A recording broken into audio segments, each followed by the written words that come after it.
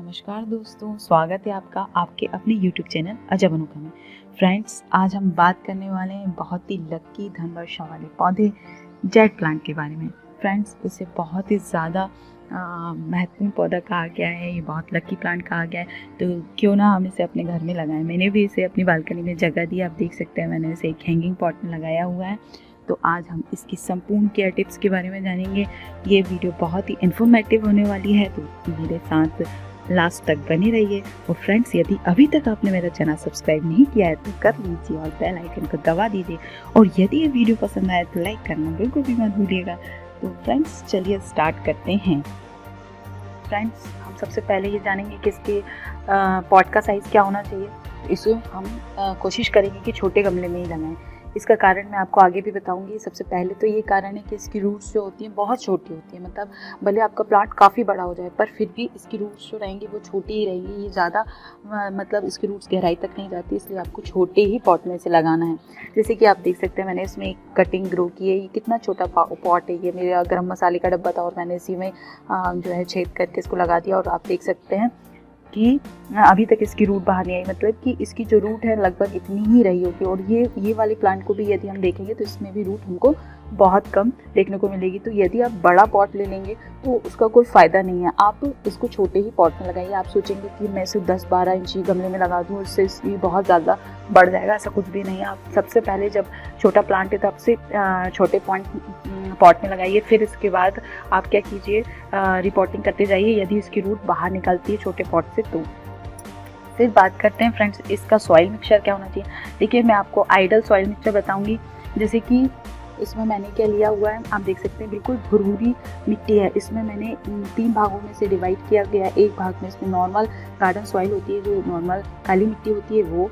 एक भाग आप ले लीजिए कंपोस्ट का, कोई भी खाद का एक भाग। और एक भाग होता है अपना क्या बोलते हैं, जो रिवर सैंड होती है, जिसको हम बोलते हैं बालुई मिट्टी ले सकते हैं, जो बालू ले सकते हैं। तो इस तरीके से 3 भागों में आपको इसकी सॉइल तैयार करना है। इससे आपको रिजल्ट बहुत ही अल्टीमेट मिलने वाला है। आप मेरे जेड प्लांट को देख सकते हैं कितना हेल्दी है। इसको देख के मुझे बहुत खुशी होती है। देखिए, न्यू लीव्स भी निकल रही हैं इसमें। आप अलग ही समझ में आ रहा है कि ये बहुत बढ़िया वो लग रहा है। तो यदि आपका जेड प्लांट ग्रोथ नहीं कर रहा है या आप लगाने की सोच रहे हैं तो आप यही सॉइल मिक्सचर यूज़ कीजिए। आप इसमें कंपोस्ट की मात्रा ज़्यादा भी कर सकते हैं, but I think 1/3 is better. और आप इसमें कोकोपीट भी मिला सकते हैं। कोकोपीट में ये है, आप उसको मिलाना है तो आप उसको 10% यूज़ कर सकते हैं, तो उसमें भी बढ़िया हो जाएगा। मूंगफली वगैरह भी मिला सकते हैं, बट ये जो सॉइल मिक्सचर है आइडल है। फिर बात करते हैं फ्रेंड्स इसकी वाटरिंग की।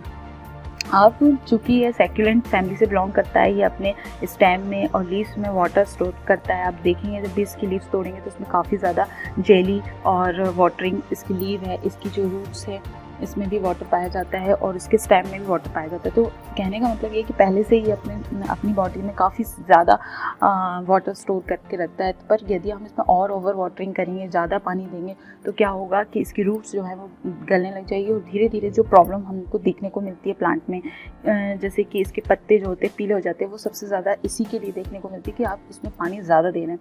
अब हम कैसे पता करें कि पानी ज़्यादा जा रहा है कि नहीं जा रहा है। तो सबसे पहले तो हमने जो आपको मैंने बताया था कि पॉट बड़ा नहीं लेना, उसका कारण यही है कि ओवर वाटरिंग। क्योंकि ज़्यादा पानी आप देंगे, ज़्यादा बड़ा पॉट रखेंगे तो उसमें पानी काफ़ी लंबे समय तक स्टोर रहेगा। तो इसलिए आपको छोटा पॉट लेना है। और वाटरिंग क्या करना, 2-3 दिन में आप एक बार दे दीजिए। या सबसे अच्छा जानने का तरीका ये है कि जो इसकी अपर लेयर है वो सूख जाए। जैसे कि अभी इसकी अपर लेयर आप देख सकते हैं, थोड़ी सी हल्का सा मॉइस्चर है इसमें, हल्का सा। तो आप इसको, अभी मैं 1-2 दिन और पानी नहीं दूंगी। जब ये देखूंगी कि हाँ ये ड्राइश लग रहा है, तब मैं इसके बाद इसमें वाटरिंग करूँगी। तो आपको भी यही करना है कि जब आपका ऊपरी लेयर जो है वो थोड़ी सी ड्राई लगने लगे, इसके बाद आप इसको भरपूर पानी दीजिए, है ना। इसका ड्रेनेज अच्छा रखिए। ड्रेनेज मतलब कि ये होता है कि आपने पानी डाला और तुरंत ही पानी इसका बाहर निकल गया, मतलब होल्स जो होते हैं, ड्रेनेज होल जहाँ से पानी बाहर निकलता है, उसको आपको अच्छा मेंटेन करके रखना है। ऐसा नहीं कि आपके पास पानी ठहरे। इससे ये प्लांट बहुत बढ़िया ग्रोथ करता है। अब बात कर लेते हैं फ्रेंड्स सनलाइट की। सनलाइट तो इसको भरपूर चाहिए। आप इसको दिन की रोशनी में रखें, बहुत बढ़िया है। 4 से 5 घंटे की रोशनी भी इसके लिए बहुत बढ़िया है। तो आप दिन भर भी इसको सनलाइट में रख सकते हैं। विंटर में तो आप दिन भर रखिए। जैसे कि मैंने आपको बताया कि मेरी बालकनी में ये हैंगिंग पॉट टंगा रहता है, तो मैं विंटर में से डायरेक्ट सनलाइट में रखती हूँ, उसकी ग्रोथ बढ़िया होती है। पर चूँकि समर सीज़न में बहुत ज़्यादा गर्मी हो जाती है तो प्लांट के लिए थोड़ा सा मुश्किल होता है सर्वाइव करना, तो मैं इसको क्या करती हूँ, नेट के नीचे रख देती हूँ, इनडायरेक्ट सनलाइट में रखती हूँ, पर इसके लिए लाइट बहुत ज़्यादा ज़रूरी है। कई लोग को क्वेश्चन ये हैगा कि इसको क्या इंडोर की तरह यूज़ कर सकते हैं? बिल्कुल, आप इसको इंडोर की तरह भी यूज़ कर सकते हैं, पर कोई भी इंडोर प्लांट ऐसा नहीं होता है जिसको आप बिना सनलाइट के आप चला सकें। तो आपको इसको ब्राइट लाइट के पास रखेंगे, यदि आप विंडो के पास रखेंगे तो ये बहुत बढ़िया इंडोर प्लांट की तरह भी आप रख सकते हैं, या फिर आप मॉर्निंग की धूप दिला दीजिए, इसके बाद आप इसको अंदर ला के रख लीजिए, तो ये एज ए इंडोर भी काम करेगा। फिर बात करते हैं फ्रेंड्स कि इसको फर्टिलाइज़र कैसे देना है। तो फर्टिलाइज़र के लिए तो देखिए ये बहुत बढ़िया पौधा। फर्टिलाइज़र ऐसा नहीं है कि आपने इसको लगाया तो आप बहुत ज़्यादा फर्टिलाइज़र देंगे तो बहुत बड़ा हो जाएगा, बहुत बढ़िया ग्रोथ करेगा। आपको इसको 6 महीने में या साल भर में, अगर आपको लगता है कि इनको साल भर में खाद देनी तो आप साल भर में दीजिए, या 6 महीने में देना है तो 6 महीने में दीजिए। इसको बहुत ज़्यादा डिमांडिंग नहीं है फर्टिलाइजेशन की, बट मैं अपने पौधे के साथ क्या करती हूँ, मैं इसको शेयर करती हूँ। जैसे कि आप देख रहे होंगे ये वाइटिश कुछ दिख रहा है, एक्चुअल में ये कुछ नहीं है, मैं चावल और जो दाल का पानी होता है मैं उसको देती हूँ। जो अपन घर नॉर्मल चावल दाल पकाते हैं और हम उसको वॉश करते हैं बनाने से पहले, और उसके बाद जो पानी बचता है हम उसको फेंक देते हैं, ड्रेनेज कर देते हैं, वो उसको फेंकने की बजाय आप अपने प्लांट पे दीजिए। डायरेक्ट आप दे सकते हो, उसको कोई स्टोरेज करने की ज़रूरत नहीं, डरने की बात नहीं। मैं सभी प्लांट में देती हूँ और आप ग्रोथ देख सकते हैं, तो आप निसंकोच होकर उसे दीजिए, तो उससे उसकी ग्रोथ बराबर होगी। उसमें आपको अलग से फर्टिलाइजेशन की ज़रूरत नहीं पड़ेगी। आप बढ़िया से उसको दीजिए दाल चावल का पानी, और फिर उसके बाद साल में या 6 महीने में आपको लगता है कि आपका प्लांट यदि प्रॉपर ग्रोथ नहीं कर पा रहा है तो आपको एक बार बस यूँ ही कंपोस्ट दे दीजिए ऐसे ही रूट के पास, और बस बढ़िया आपका पौधा बना रहेगा। अब बात करते हैं इसकी प्रोपोगेशन की। फ्रेंड्स, प्रोपोगेशन के लिए आपको क्या करना है, बस इसको कुछ नहीं इस तरीके से काटेंगे, कहीं भी कोई भी लीव्स, जैसे कि आपको लग रहा है कि मुझे इसकी कटिंग करनी चाहिए, जैसे कि थोड़े दिन पहले मैं आपको बताती हूँ, यहाँ से मैंने कटिंग करी थी, ये देख सकते हो, देखिए ये देखिए, यहाँ से मैंने कटिंग करी थी, यहाँ से मैंने कटिंग करी थी, ये देखिए, और इसके बाद इसमें 3 ब्रांचेस लगी। तो यदि आप इसे घना करना चाहते हो तो कटिंग बहुत इंपॉर्टेंट है। जैसे कि मैं चाहूँ कि ये पूरा पेड़ जैसा बन जाए और ये घना हो जाए, तो मैं क्या करूँगी, इसको कट करती जाऊँगी। जैसे मैं यहाँ कट करूँगी तो फिर यहाँ से 3 ब्रांच निकलेगी, यहाँ कट करूँगी तो यहाँ से 3 ब्रांच निकलेगी। पर आपके लिए उसको पेशेंस रखना पड़ेगा, धीरे धीरे ये पौधा बढ़ता है, एकदम से नहीं बढ़ता है। क्योंकि ये देखिए, ये मेरा जो पौधा है इसको भी लगभग 1 साल हो गया, तो इसकी इतनी ग्रोथ हुई है।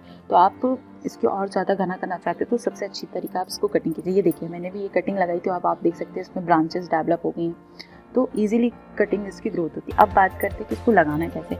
आप इसको जो सैंड होती है, रिवर सैंड, उसमें लगा दीजिए, कंपोस्ट में लगा दीजिए, बढ़िया उसमें कटिंग चलती है। बस काटना है और आप उसको कंपोस्ट में इस तरीके से लगा दीजिए, इसकी पत्तियाँ हटा के थोड़ा सा, और बढ़िया आपको रिजल्ट मिलेगा। तो ये इसके प्रोपोगेशन की बात होगी, मैं इसको आपको बता भी देती हूँ। ये देखिए, मैंने एक इस तरीके से काट के, जो मैंने आपको कटिंग बताई थी वहाँ से काटा और इसको इस तरीके से लगा दिया, और ये देखिए धीरे धीरे इसमें हल्के हल्के रूट्स आना शुरू हुई है, स्टार्ट हुई है। अभी ये प्रॉपर रूटिंग नहीं हुई है इसमें, क्योंकि अभी मैंने इसको ज़्यादा दिन नहीं हुए, लगभग मुझे 8 से 10 दिन हुए इसको लगाए हुए। तो आप इसको बस इसी तरीके से लगाइए। ये मैंने नॉर्मल गमले में लगा दिया है, बट आप यदि इसको सैंड में लगाएंगे और कंपोस्ट में लगाएंगे तो बहुत जल्दी इसकी रिजल्ट देखने को मिलेगा, जैसे कि मैंने इसको लगाई थी कटिंग से, और ये आप देख सकते हैं। तो बस आपको यही करना है। अब फ्रेंड्स, इसमें बात कर लेते हैं कि क्या क्या प्रॉब्लम्स आती है। सबसे पहली प्रॉब्लम आती है इसकी येलो पत्तों की, तो वो आपकी ओवर वाटरिंग की वजह से हो रहा है। आपको वाटरिंग का ध्यान रखना है और सॉइल मिक्सचर अच्छा रखना है, ड्रेनेज अच्छा रखना है। फिर दूसरी बात आती है कि कई बार क्या होता है कि सारी पत्तियाँ झड़ गई, सिर्फ स्टेम बचा। तो ये क्यों होता है? ये इसलिए होता है कि आप इसको प्रॉपर सनलाइट नहीं दे रहे हैं। यदि आप इसको प्रॉपर सनलाइट देंगे तो आपकी पत्तियाँ बढ़िया हरी भरी और बिल्कुल तंदुरुस्त रहेंगी। तो इसलिए आपको इसको सनलाइट देना बहुत ज़रूरी है। इंडोर प्लांट की तरह भी रख सकते हैं, बट इसको सनलाइट देने के बाद। फिर बात करते हैं फ्रेंड्स कि इसमें जो कुछ जैसे कि आप देख सकते हैं मिनी वर्क्स वगैरह, जैसे कि मैं यहाँ पर देख पा रही हूँ कुछ थोड़ी सी मात्रा में मिनी बग है, इस टाइप से होता रहता है मिनी वर्क्स वगैरह का अटैक, जो दूसरे प्लांट्स में भी होता है। तो आप उसके लिए क्या कर सकते हैं, बढ़िया से एक स्प्रे बॉटल लीजिए, उसमें पानी भरिए, आधे लीटर की स्प्रे बॉटल है जैसे कि, तो आप उसमें पूरा आधा लीटर पानी भर लीजिए और उसमें 2-3 ड्रॉप्स आप शैम्पू के डालिए या कोई भी लिक्विड सोप होता है जो, उसकी डालिए। इसके बाद स्प्रे कर दीजिए ऊपर इस तरीके से पूरा स्प्रे कीजिए, और थोड़े दिन में आप देखेंगे कि इस टाइप के जो बग्स हैं, जो अपने छोटे छोटे जो जाले बना लेते हैं, जैसे कि वाइट, ये देखिए ये थोड़ा सा, तो ये जो आप जब स्प्रे करेंगे तो ये सब हट जाएंगे। तो ये मेरा प्रैक्टिकल है कि आप बढ़िया से थोड़ा सा स्प्रे बॉटल लेके उसमें थोड़ा सोप मिला के बढ़िया स्प्रे कर दीजिए इस तरीके से, तो ये आराम से अलग हो जाती हैं। आपको कुछ भी मेहनत करने की ज़रूरत नहीं है। फिर फ्रेंड्स बात करते हैं कि कई बार इसके रूट करने की प्रॉब्लम आती है। तो सबसे बड़ा कारण इसका रूट करने का ओवर वाटरिंग है। बट कई बार क्या होता है कि आपके घर में धूप ही नहीं आ रही है प्रॉपर, या आपकी बालकनी में धूप नहीं आती, या आप शेडेड एरिया में ही रखते हैं अपने प्लांट को। तो आप क्या कर सकते हैं? तो सबसे अच्छी बात है कि जो आप ये सॉइल मिक्सचर बनाते हैं, इसमें जो वुडन जो लकड़ी का कोयला होता है, वुडन कोल होता है, उसको आप छोटे छोटे टुकड़े करके इसमें मिला दीजिए। क्योंकि कोयले में प्रॉपर्टी होती है कि वो पानी को एब्जॉर्ब कर लेता है और फंगल अटैक को रोकता है। तो बस उससे क्या होगा, आपकी जो रूट में फंगल अटैक नहीं होगा, तो आपका पौधा बढ़िया बना रहेगा। सबसे इसके रूट का मरने का कारण सबसे ज़्यादा फंगल अटैक है। फंगल अटैक नमी से होता है, और नमी से बचने के लिए आप कोयले का यूज़ कर सकते हैं यदि आपके घर में प्रॉपर धूप नहीं आती है। यदि आती है तो आपको डरने की कोई ज़रूरत नहीं है, आप बढ़िया इसी तरीके से चला सकते हैं। तो आई थिंक फ्रेंड्स आपको ये इन्फॉर्मेशन अच्छी लगी हो, और अच्छी लगी हो तो लाइक कीजिएगा, शेयर कीजिएगा, और मेरे चैनल को सब्सक्राइब करना बिल्कुल मत भूलिएगा। Thank you for watching.